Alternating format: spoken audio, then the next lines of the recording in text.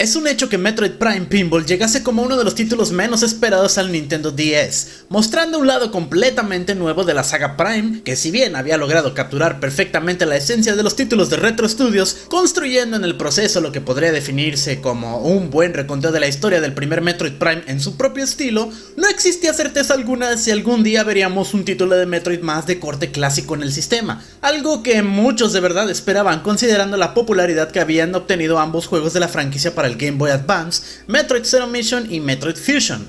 Pero entonces llegaría el día, justo 2 años después de haberse lanzado Metroid Prime 2 Echoes al mercado, que una división del mismo Nintendo se encargase de preparar nuevo juego en la franquicia, no en vista lateral ni tampoco en algún nuevo estilo, sino utilizando la vista en primera persona que había hecho de los 2 primeros títulos de GameCube un éxito, haciendo del ahora reconocido Metroid Prime Hunters el único juego dentro de la saga Metroid Prime que fuese desarrollado por Nintendo. Entonces nos encontramos con un título desarrollado por quienes originalmente crearon la aventura, que retoma las mecánicas de una trilogía que a su vez reimaginó la jugabilidad de su primer trabajo en la franquicia.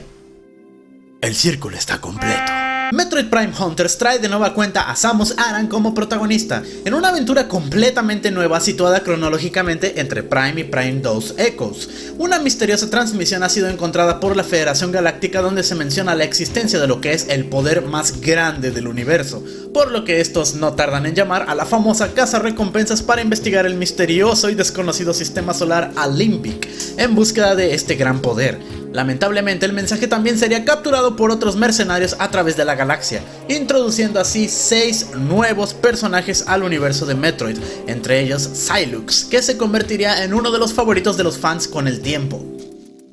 El objetivo del juego es simple, viajar a través de 4 zonas encontradas en planetas y estaciones espaciales en búsqueda de 8 misteriosos cristales llamados Octolith, que se dice tienen la clave para encontrar el misterioso poder de los Alimbic, conociendo en el proceso más de la historia de la raza que desarrolló y ocultó este poder, así como la historia de su terrible extinción a manos de Gorea, un ser que llegase de otra parte de la galaxia y fuese encerrado en el mismo lugar que el arma como medio de prevención y última acción de la raza antes mencionada.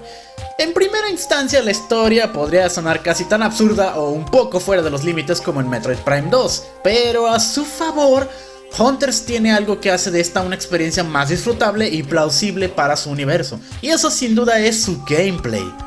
No sé muy bien cómo explicarlo, pero en mi opinión el juego hace un gran trabajo tomando la cantidad correcta de características que hicieron a Metroid Prime un concepto innovador para la franquicia y agregando un poco o más de su propia mezcla en el proceso, siendo el culpable principal el nuevo esquema de control que maneja esta versión utilizando la pantalla inferior para mover la cámara y apuntar, algo que no muchos recibieron de muy buena manera y es comprensible por lo complicado y cansado que puede volverse el acostumbrarse, pero al menos para mí resultó en una de las mejores formas de controlar a Samus. Igual sigo pensando que el Wiimote sigue siendo la mejor, pero con el touchscreen uno puede obtener casi la misma certeza, además de dar giros rápidos y precisos, algo muy importante sobre todo en el combate.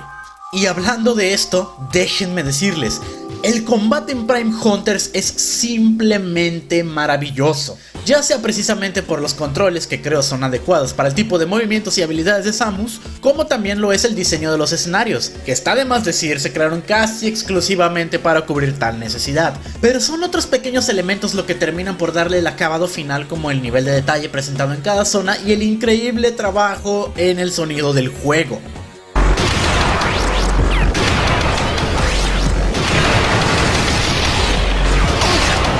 Pero a pesar de la alta prioridad en el combate, el factor de exploración que ha hecho de Metroid un nombre conocido en el medio sigue estando ahí, incluso me atrevería a decir, un poco más aferrado a los títulos clásicos en la saga y no tanto a los anteriores Metroid Prime por tratarse de una aventura que no es lineal en ningún sentido, a excepción de sus primeras 2 zonas que debemos pasar en orden para desbloquear todos los lugares explorables del sistema. Además otros elementos como los tanques de energía, expansión de misiles y munición vuelven y aunque se ha reducido bastante la dificultad para encontrarles, sigue siendo tan entretenido como antes. Casi es una lástima que no se haya decidido incluir algunas otras armas como las Power Bombs o los supermisiles, pero es comprensible tomando en cuenta que hubiesen sido ventajas injustas en un título que trata de balancear las habilidades de Samus con la de los otros 6 mercenarios que pueden aparecer repentinamente en cualquiera de los escenarios.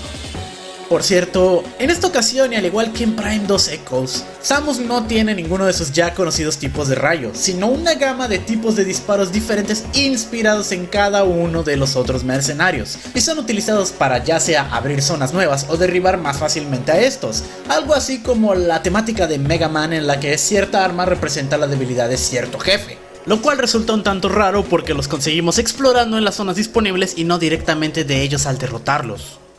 Aún así me parece curioso que cada una de estas armas representan un tipo diferente de energía que podemos usar a nuestro favor en diversas situaciones, pero si miramos un poco más a fondo, podremos notar que de hecho estas representan el arquetipo de las diversas armas que podemos encontrar en un first person shooter, como la típica arma de disparos rápidos, la típica arma explosiva con trayectoria, y sí, hasta un rifle francotirador.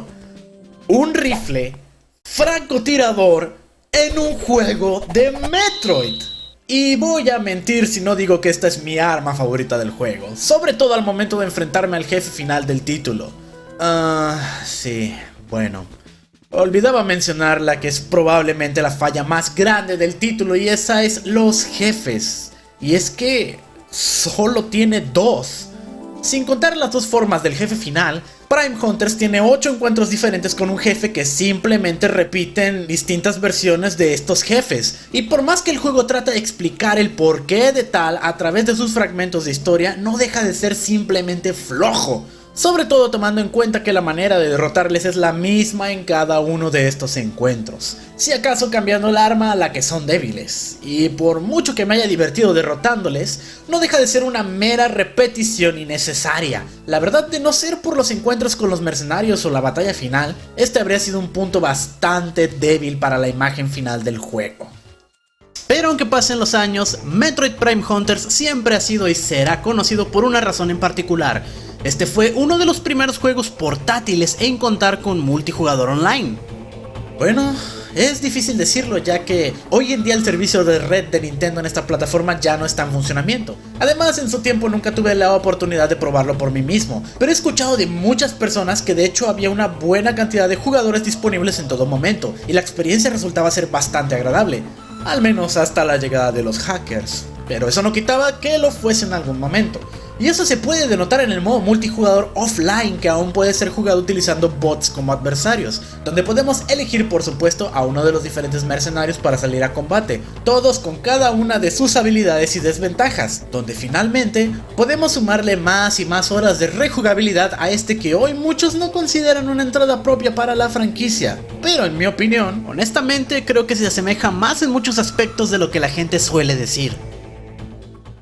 En conclusión, Prime Hunters simplemente gatilló en mí una clase de nostalgia muy especial, aquella que gané al haber jugado títulos como Quake 2, Gunmetal, SAR y Descent, juegos que se caracterizaban por su ambiente pesado y soundtrack con tendencias electrónicas. Lo más curioso de todo es que este sentimiento no me vino al jugar ni el primer ni el segundo título de la trilogía base. Probablemente porque estos siguen manteniendo su propio camino gracias al cambio de género y colocan elementos que se vuelven muy vistosos a la vez que cambian constantemente las mecánicas del juego, mientras que Prime Hunters se enfoca más en simplemente correr y disparar en el combate y cuenta con varios escenarios laberínticos separados en vez de uno grande dividido en áreas como los demás títulos en la franquicia. Es visualmente único en la saga gracias a su estética low poly, muy parecida a la de finales de los 90, donde los juegos en primera persona habían por fin logrado emigrar a los gráficos completamente tridimensionales, pero se veían sucios, oxidados y cuadrados, como si todo estuviera en lugar al atardecer en fábricas abandonadas. La verdad es que era asombroso.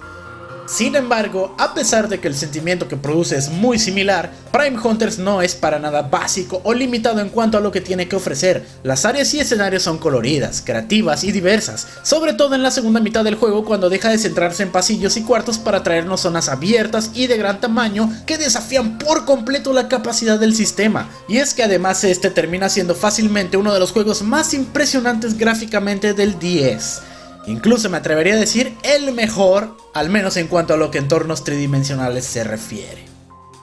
Quizá parte del por qué disfruté tanto el título viene del hecho que jugué su versión para la consola virtual del Wii U, donde el stick izquierdo hace un favor muy grande a la movilidad. Y si me lo preguntan, creo que es la versión que les recomiendo de ser posible. Y bueno,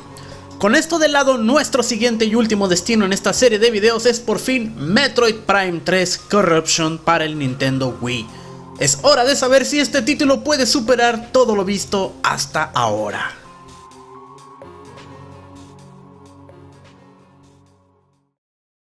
Espero que te haya gustado el video, no olvides suscribirte así como seguirme en mis redes sociales en Facebook y Twitter.